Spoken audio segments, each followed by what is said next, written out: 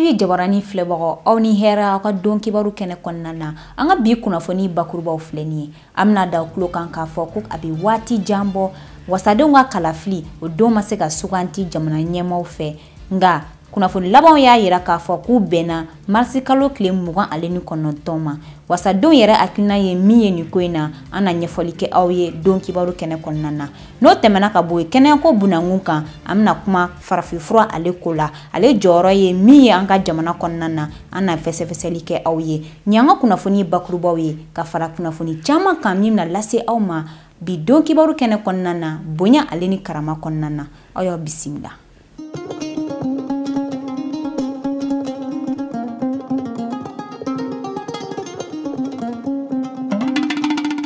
Sɛngɛnbali ɲinanbali aw ni kan kelen tigiya an bɛ foli lase aw bɛɛ kelen-kelen ma aw minnu ye Nef TV jabarani suganti yaasa ka kunnafoniya sɔrɔ jamana kɔnɔ ani jamana kɔkan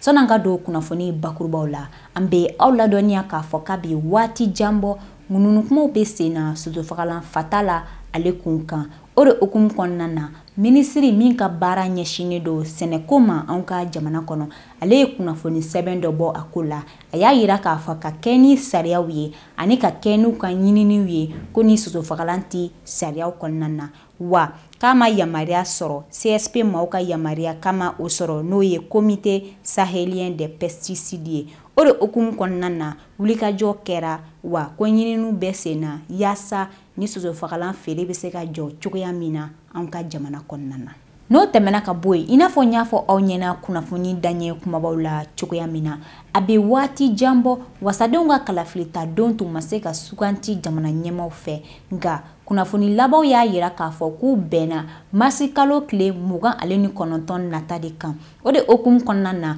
Aminata Daɲɔ fo ka taa se Umar Traoré ma olu taara wasaden bulon na ka taa wasaden ninnu hakilina ta a ko la o ye min sɔrɔ an ka ɲɛma da o fɛ sigikafɔba mun kɛra an ka jamana kɔnɔna na kalo tɛmɛlen ni laɲini caman kɛra kɛnɛ kan o laɲiniw bɛ ka sabati kelen kelen n'o dɔla kelen ye wasaden kalafili ye o hukumu kɔnɔna na jamana ɲɛmɔgɔw ye député kalafili sigi sen kan min bɛna kɛ sani mɛ kalo tile 2 nata cɛ députéw yɛrɛ y'a yira k'a fɔ ko ni nin hakilina in sera ka waleya k'o bɛ kɛ fɛn ɲuman ye olu yɛrɛ ma sabula ko olu ka waati dafara kabini san 2018 i n'a fɔ sariya sunba yɛrɛ b'a laɲini cogoya mun na dialogue min kɛra maliyɛnw ni ɲɔgɔn cɛ olu ka recommandation de don bon bɛɛ i n'a fɔ malidenw bɛɛ ka bɛnkan de don donc n'olu ka bɛnkan ye min fɔ olu fana y'a gɛlɛya gouvernement ma assemblée ka renouveler ka kɔn mɛ kalo tile 2 ma an bɛ jama kɔn ne hakilina kɔnɔna n'a sera ka kɛ n'a ye i n'a fɔ u y'a ɲini cogo min a fana bɛ bɛn anw ma ni dialogue ye malidenw ka ɲɔgɔn faamuya n'u bɛnna min kan ka kɛ waleyali de kɛ le gouvernement a une obligation d'organiser les élections mais ko bɛna kɛ cogo di don bi bi na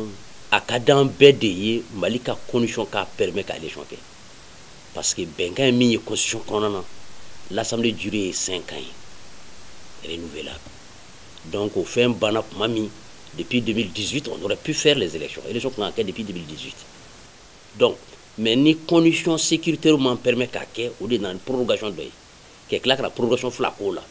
bon o de bɛɛ ni ka mɔgɔw degun bi dɔɔni n'u y'a ye ko an ka élection de kɛ d'ici le 2 mai anw yan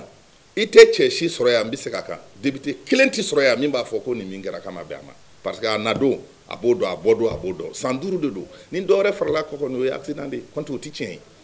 san 5 de don an sigilen don a kan mɔgɔ si tɛ foyi fɔ mɔgɔ hali sisan an bɔra réunion min na o dɔrɔn de don an bɛ labɛn de la o. u y'a yira k'a fɔ ko hali ni basigi tɛ jamana fan bɛɛ k'o man kan ka kalafili bali i n'a fɔ sariya sunba falenni bɔra dɔgɔkɔrɔ cogoya min na. députéw ka mandat banna depuis décembre 2018 bon prorogation kɛra fo siɲɛ 2 mais o kɛra hukumu kɔnɔ ani Mali yɛrɛ sariya i n'a fɔ an ka sariya sunba constitution bon gɛlɛya dɔn tun bɛ yen parce que constitution ma ale yɔrɔ prévoir o ye gɛlɛya dɔ ye mais bɔda dɔ kɔni sɔrɔla ni y'a to a kɛra donc ni députéw ka mandat renouvelé a bɛ légitimité di députéw ma député bulon fana ye institution min ye a jɔyɔrɔ ka bon n'a fɔra ko institution yɛrɛ minnu b'a kɔnɔ sosoli b'u ka mandat kɔnɔ o fana tɛ ɲuman ye donc ni nin sera ka kɛ Mali fan bɛɛ o fana b'a yira ko élection tɔw minnu bɛ na o fana bɛ se ka kɛ. A kɔni ka d'an bɛɛ ye a ka se ka kɛ mais inquiétude bɛ na parce que ni ko ka élection kɛ o y'a sɔrɔ jamana basigilen don kosɛbɛ jamana basigilen don kanda bɛɛ bɛ se ka ta programme état kunnafoni ɲɛfɔ duguw la ka yala librement sans être inquiété donc nos conditions do élection c'est plus facile mais nana kɛ yɔrɔ dɔw la ko kandaw tɛ se ka campagne kɛ u sago ma ko dugudenw tɛ se ka bɔ ka taa voter u sago ma o de jɔrɔ de bɛ na parce que ni nana kɛ kɛrɛ kelen ma ye e mɔgɔ min ka fiɛfu la ni élection ma se ka kɛ ye ni marifa kan bɔra élection do mɔgɔ jumɛn bɔ ka taa voter donc o gɛlɛya de bɛ se ka kɛ ye o bɛ se ka kandajɔ défavoriser ka tɛmɛ dɔ kan. Dɔw fana ye ɲɛfɔli kɛ k'a fɔ k'u ye gɛlɛya caman de sɔrɔ dɔ faralen u ka wagati kan. Namara nun kɛra dɔrɔn ka taa dɔrɔn ko cour constitutionnel dɛ députéw yɛrɛ ka papier kɛ dɛ ko k'a fɔ k'u bɛ dɔ fara u ka sara kan ka na tigɛ kɔrɔta kɛ olu tɛ tiɲɛ ye o n'an ye hakili jagabɔ baara kɛ dɔrɔn député jɔn bɛ se ka dɔ fara i ka kundamana kan ka tila ko bɛ bɔ a tɛna dɔw si jɛlen sɔrɔ yan de tiɲɛ tɛ dɛ n bɛ o de gɛlɛya aw ka micro la tiɲɛ foyi t'a la u ye baara bɛɛ de kɛ dɔrɔn ka caméra bɔ gouvernement ka dɛsɛ kan ka sin k'a jɔ député bulon kan donc mɔgɔw yɛrɛ sina ka min ye dɔrɔn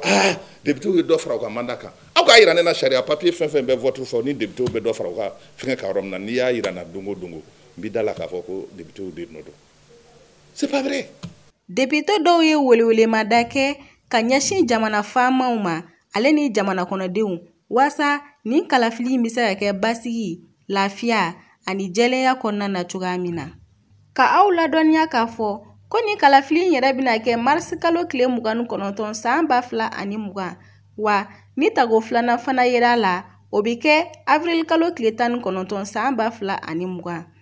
Ayiwa sa kɛnɛya ko bunakun kan I n'a fɔ n y'a fɔ aw ɲɛna kunnafoni daɲɛ kumabaw la cogoya min na an bɛna kuma farafinfura ale de kun kan farafinfura jɔyɔrɔba b'a la an ka jamana ale kɔnɔna na caman y'a yira k'a fɔ k'a nafa ka bon ni tubabufura ye wa ko ɲagami tɛ a la o de okumu kɔnɔna na Awa Adama Kulibali ale taara sɛgɛsɛgɛli kɛ a ko la fo ka taa se a ka jatala Bakari Kone ma o ye min sɔrɔ farafinfura ale kun kan an ka ɲɛma da o fɛ.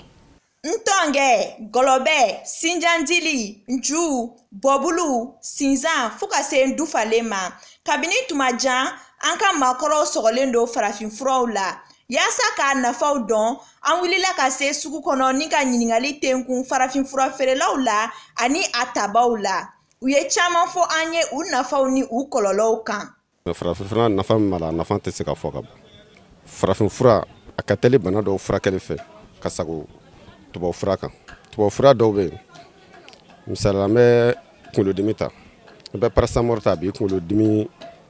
ba 1 k'u la ka bɔ i la yɔrɔnin kelen ka bɔ i la mais a bɛ tila ka wuli mais farafinfura n'i y'a ta a bɛ se ka semaine kelen kɛ baara la i joli la donc n'a ye bana ba o y'a bannen ye. Farafinfura kɔlɔlɔ bɛ se ka y'a la mais kɔlɔlɔ min bɛ ye farafinfura la ko ne bɛ se k'o fɔ mɔgɔ ɲɛna misala fura min n'a ka kunna ni kɔncɔn ni ye fura kunnaman ta wajibile a b'i kɛlɛ fura foyi t'o la a b'i kɛlɛ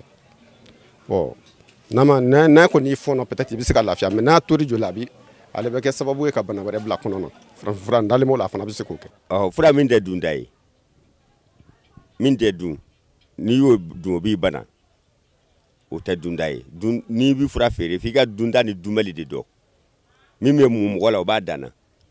min bɛ min o b'a danna ne t'a fɔ nafa bɛ dɔgɔtɔrɔ ta la ne b'a fɔ nafa bɛ n ta de la parce que ne bɛ n ta de feere ne ye n ta de dɔn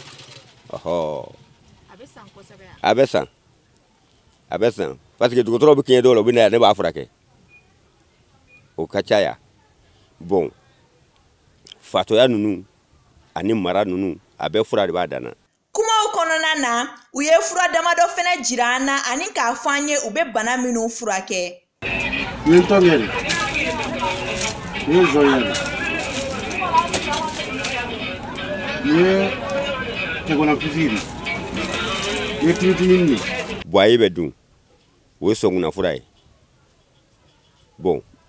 nɛrɛ fara patugo goro ani nɛrɛnefu olu bɛ tobi ko min o ye kɔnɔjoli fura ye. A yɛrɛ b'a fɔ ko imori wa imori o y'o fura ye. I b'a tobi k'a min k'i sigi a ji la o ye bannen ye. Tubabu fura de bɛ bila farafin fura la o. An bɛ ka fura minnu fɔ nin ye u de b'o ta ka t'o bila mansin na k'o kɛ a fura de ye. Anw ta komi anw t'a bila mansin na anw b'a furalama de di mo i bɛ taa tobi k'a min. An ma dan farafin fura jagolaw dɔrɔn ma, an ye farafin fura taba dɔ fɛnɛ ɲininka, a y'a jira an na k'a fɔ ko farafin fura ni tubabu fura tɛ ɲɔgɔn tiɲɛ. An k'a ka jaabiw lamɛn. Farafin fura nafa ka bon, a tɛ se ka fɔ ka ban, an bɛ dɔɔni fɔ a la, an bɛ dɔ to yen. Parce que farafin fura filɛ nin ye an wolola la, an mɔna la, donc ka na an ka adamadenya yɛrɛ kɛ a kɔnɔna na. An bɛ tubabu fura utiliser o bɛ cogo min na an bɛ farafin fura utiliser ten. Parce que bana dɔw bɛ yen, m'a fɔ a fura tɛ dɔgɔtɔrɔ la dɛ, a fura bɛ yen. Mais i bɛ dɔ sɔrɔ yen, i bɛna tɔ laban farafin fura la. Farafin fura nafa tɛ se ka fɔ ka ban. Farafin fura ni tubabu fura n tɛ se k'a fɔ dɔ man di ye ka dɔ to yen. Parce que i bɛ dɛsɛ dɔ la farafin fura la, i bɛ taa o sɔrɔ